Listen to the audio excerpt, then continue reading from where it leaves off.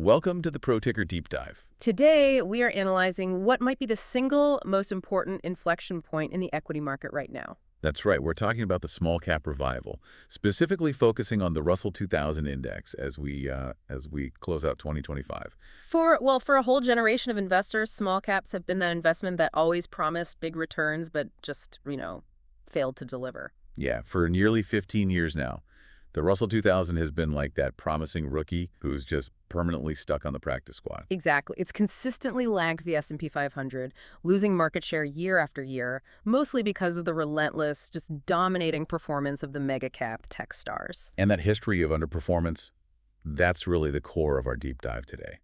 Our sources confirm that this structural lag isn't just abnormal by historical standards, but it is now, well, definitively ending. Right. So the mission of this deep dive is to prove the tide is turning.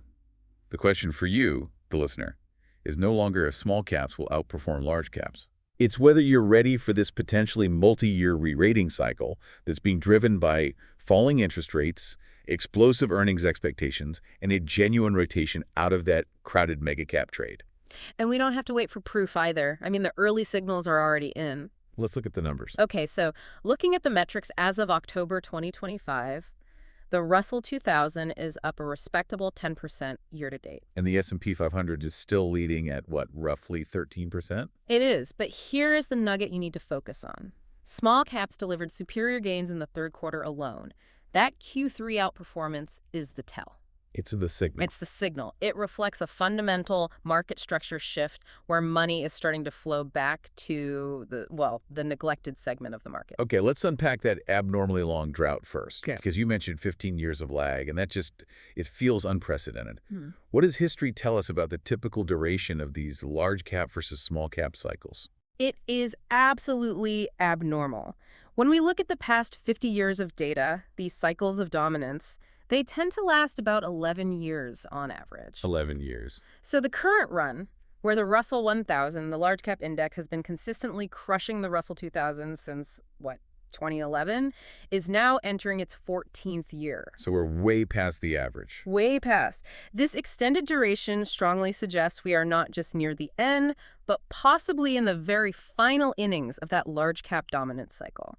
A reversion to the mean is becoming highly probable. So why were they held down so brutally for so long? What was this sledgehammer effect that specifically crippled small cap balance sheets? It really boils down primarily to two things. Debt sensitivity and, the rise of the machine, which is to say AI. Okay, let's start with the debt. First, the macroeconomic environment of 2022 and 2023, the aggressive Fed rate hikes, that was systemic poison for small businesses. Small companies are just structurally much more sensitive to the cost of borrowing. Because they carry more variable rate debt. Yeah. Right. Exactly. They have a higher proportion of that debt where the interest rate just floats with the market, unlike large corporations that can issue fixed rate bonds for decades. Right, because the big guys have better credit ratings, more scale. Yeah. They can lock in cheap funding for the long term. Precisely. So when the Fed hiked rates, the cost of capital for these small companies just went through the roof almost instantaneously. And they have less cash to fall back on. Much lower cash reserves. So they couldn't just self-finance or withstand that cash drain. It absolutely crushed their margins. And remember, unlike the global behemoths, small caps are overwhelmingly domestically focused. They felt every ripple of U.S. economic pain much more acutely. And that second point, the rise of the machine or this AI gravitational pull, that just made everything worse. Oh, absolutely. The AI boom created this powerful concentration risk. All the capital flowed almost exclusively into the Magnificent Seven. I remember seeing the weighting change. Right. Technology's weight in the S&P 500 ballooned from 20% to over 30%. And the performance gap, it tells the whole story. Let's hear it. The Russell 1000 tech industry returned an eye-watering 42.1% annualized between September 2022 and the end of 2024. In contrast, the entire Russell 2000 index, all sectors, only mustered 15.2% over that same period. Wow. That wasn't just underperformance. That was a systemic capital vacuum. It really was. That context sets the stage perfectly for the pivot. So that 14-year sledgehammer is now being replaced by what our sources call a powerful turbo boost. What was the single biggest catalyst? The Federal Reserve's dovish pivot into actual rate cuts. By September 2025, the Fed had moved definitively. They slashed 50 basis points, and the market is pricing in even more easing into 2026. And that is the tide that lifts the small cap boats. It is because it directly addresses their core vulnerability, Huh. the cost of that variable debt. If we look at history, how significant is that rate cut trigger for small caps specifically? Is this a reliable pattern? It is a highly reliable pattern. Declining interest rates act as a massive tailwind. We looked at the past 7 Fed rate-cutting cycles, and in every single one, the Russell 2000 outperformed the S&P 500. Every single one. Every single one, by at least 4% annualized over the next 1, 2, and 3-year periods. So this isn't just a hopeful signal. It's, a historical mandate that lower financing costs unlock small-cap performance. Okay, beyond the Fed, let's talk about the broader economy. I remember early 2025 was pretty shaky, especially around that political shock in April. Can you remind us about the April 2nd announcement? That was a moment of acute volatility for sure. April 2nd was when the incoming administration announced a highly anticipated broad-scope increase in tariffs. Right, and it sparked fears of a full-blown trade war. It did. It briefly sent the highly economically sensitive small caps reeling, but the U.S. economy proved to be remarkably resilient. Q3 GDP growth stayed solid, unemployment is near historic lows, and forward-looking business confidence suggests moderate expansion, not a recession. So small caps, which live and die on domestic economic health, got scared, but the fundamentals actually held up. The economy didn't roll over. Exactly. A resilient, non-recessionary environment provides the perfect floor. So when you combine that economic stability with the financial stimulus of lower interest rates, you're removing both the cyclical and the cost of capital headwinds. Okay, now let's move to the real fundamental driver, the aha moment that should grab every investor's attention, the earnings story, because performance follows EPS. What's the forecast divergence here? This is the massive divergence that justifies the re-rating. It's why the money is moving right now. The Russell 2000 is forecasted to deliver 26.5% earnings per share growth in 2025. 26.5%. That's not just growth. That's an absolute explosion. Where is that coming from? It's a massive cyclical rebound. Remember, small caps went through an earnings recession in 2023 and then had flat growth in 2024. They are bouncing off a deeply depressed base. So there's a lot of operational leverage. A ton. Revenues are increasing, but costs, especially those financing costs, are decreasing. And you have a recovery in core economically sensitive sectors, industrials, financials, materials that have been starved of investment for years. And how does that compare to the large cap expectation? Well, the Russell 1000 is expected to produce only 10.3% EPS growth in 2025, which is solid, but it's less than half the expected rate of small cap growth. That it's a huge gap. It's not a small gap. It suggests that for the first time in many, many years, the earnings momentum narrative belongs squarely to the small cap universe. And because of all that prior pain, valuations are ridiculously attractive, even after the recent bounce.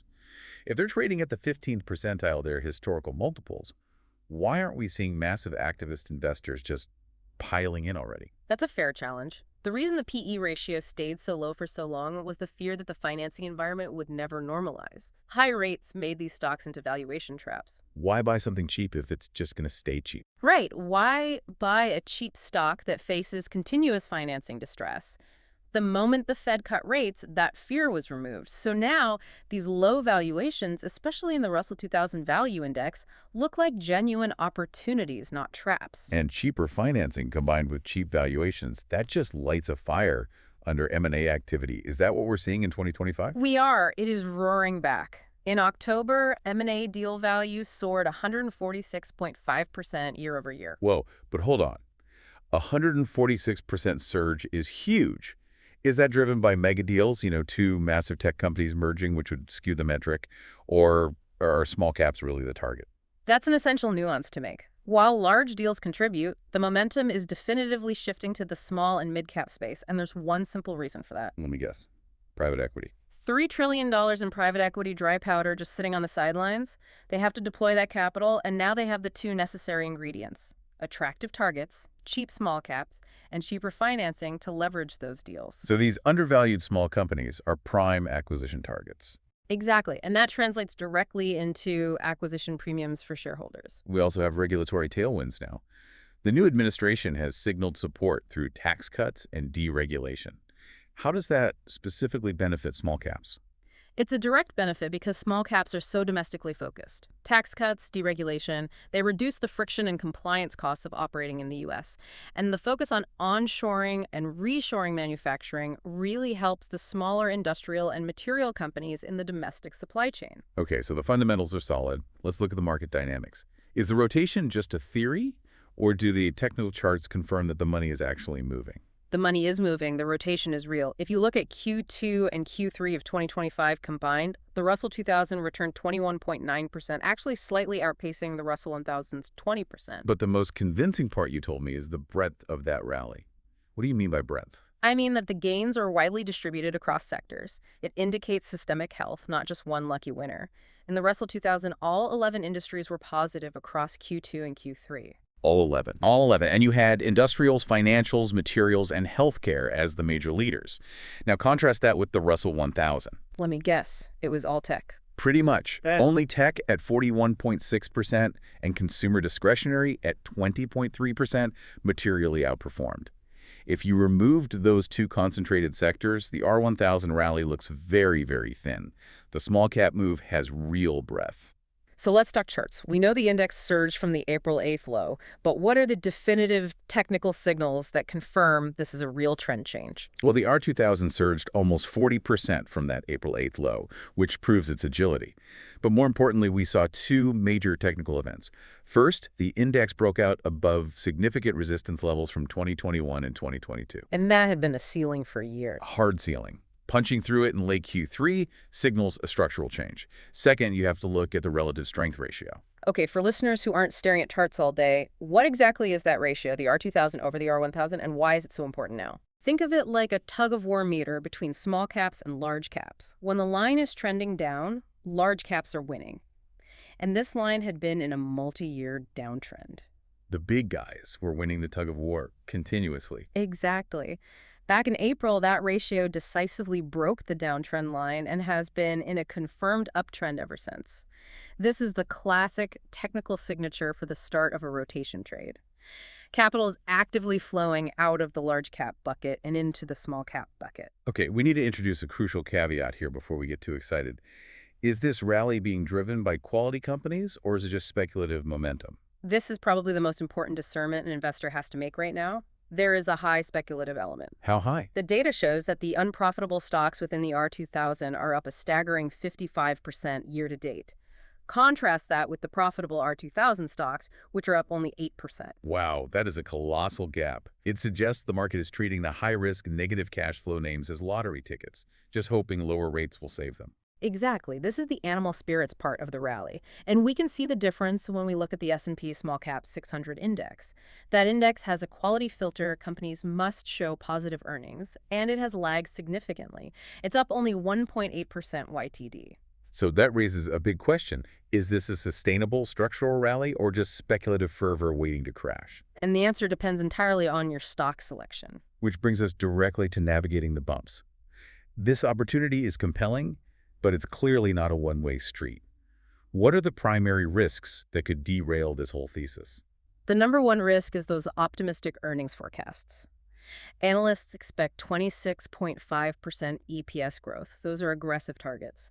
If the U.S. economy slows and that growth only hits, say, 15%, the valuation case weakens, and you could see a sharp correction. And given their sensitivity, any reflaring of trade war talk seems like an instant headwind. Absolutely. Geopolitical or tariff uncertainty, like that April 2nd shock, could hit small caps hard. They just don't have the global diversification to offset that. The third major risk goes back to the catalyst, the Fed.